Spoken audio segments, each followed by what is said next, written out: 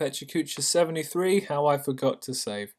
So I was doing a painting of Nobunaga this week, a follow-up to some art I did a few weeks ago, and I apparently didn't save it, not once. It was going to be about half the Pecha Kucha this week, because there's a lot of things with painting that I want to get into, but it's not really my thing. So how did I get started? I was watching a tutorial by Robert Marzullo where he was like painting I think it's like a World of Warcraft image from a promotional image from the movie, and he's going through it, and I'm like, yeah, that's what I want. I want smooth shapes and soft lighting and all of this stuff. So let me go, do what he's doing.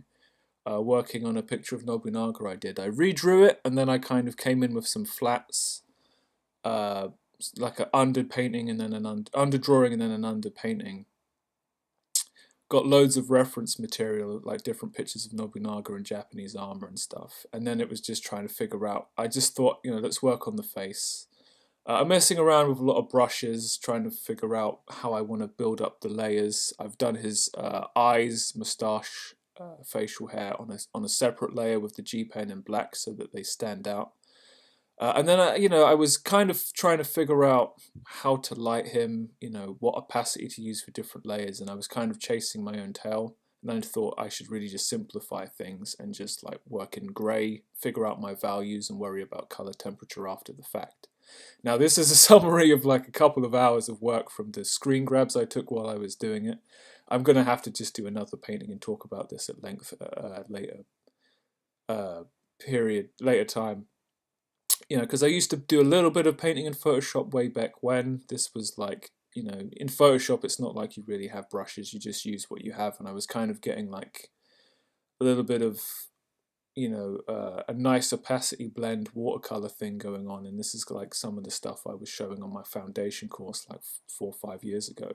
So I did a little rough mock-up of Liu Bei. And I think it'd be an interesting idea to come back and redo this and see where I stand now. Because now I know so much more. And I have the blend tool on Manga Studio. So I could probably get quite close. So also this week I've finally got myself to a point where I can just do the noir pages I have to do for my little 3-authored thing, murder mystery. But I've got it to about 9 pages, and that is no small amount of work. The finished artwork isn't going to be overly detailed, but I want to nail the composition, and I'm working with only black and white, and I'm trying to make it a little bit reference to historical accuracy and stuff like that. It's a bit of a mess, and there's not an awful lot I can do about it. And that's the kind of thing that makes me disinclined to do the thing in the first place. And this is where my week fell apart, because it turns out Way of the Samurai 3 and 4 are on Steam. I was thinking about them anyway for some random reason, so I picked them up and I was like, yep, this is just as fun and stupid and time wasty as I remember it being. So Way of the Samurai is like it's a little pocket. It's like Groundhog Day. You repeat the same events and you do different things, and that's how you get different outcomes. So you don't have to follow any kind of narrative at all. There's like leveling up systems. You can go collect swords and just be a general nuisance. It's like a roguelike before there were roguelikes. I've heard it described as. Which is fair. The combat system is a complete mess, but it's kind of appropriate. It kind of makes you feel like a samurai, where it is just these dudes with these big sharp sticks swinging them, trying to not get killed. It's simple, but it's effective. The branching narrative options can be quite varied in this game. This is Shuzen Fujimori, the last boss. You can side with him, you can kill him, you can side with him and then kill him. There are plenty of endings that have nothing to do with him. He thinks himself a match for Nobunaga. Interesting character as well. Shadow of War, the DLC, I thought it was going to be bad, and I was right. I haven't played it. This came into my inbox, the cutscene movie that you get on YouTube. You know what happens to all of these characters before you buy the DLC, so why would you give a shit? And you won't. And then, as I was watching the movie, along comes an orc that thinks he's a dwarf, and for some reason you want to keep this guy alive.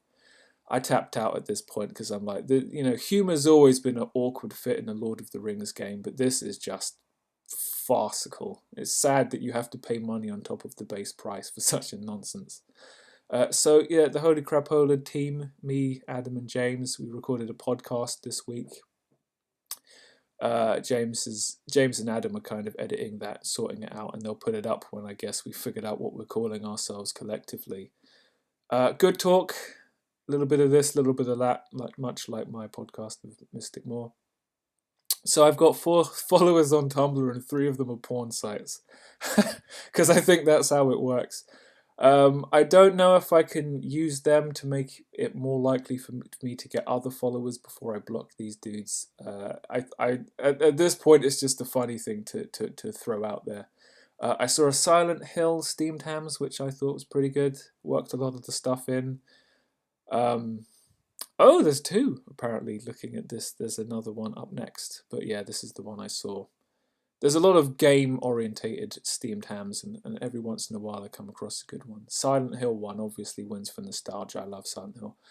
Dynasty Warriors 9, Jim Sterling is not a fan of this one in particular, and he goes to bat for ones I don't even like, so I think, Dynasty Warriors 9 probably sucks pretty bad, and I'm kind of upset, kind of very upset. I was hoping it would at least be tolerable. So what should I do next week? Probably play a little bit less Way of the Samurai. No promises. What I should have done this week was the Smiley Show. Get my little backlog going so I can set up the Patreon.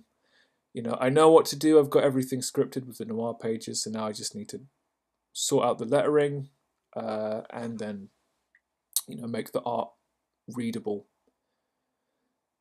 I should have done it this week, but it's like a shopping list. Because it's so obvious what I have to do, I just have to sit down and do it. I just don't want to. So we'll see if I actually can. And then, of course, there's another batch of daily sketches for me to get through. The Dragon Ball Fighter Z artwork is very nice. So it's good stuff to be working through. So that brings us to the end of Pecha Kucha 73, and I'll see you next time.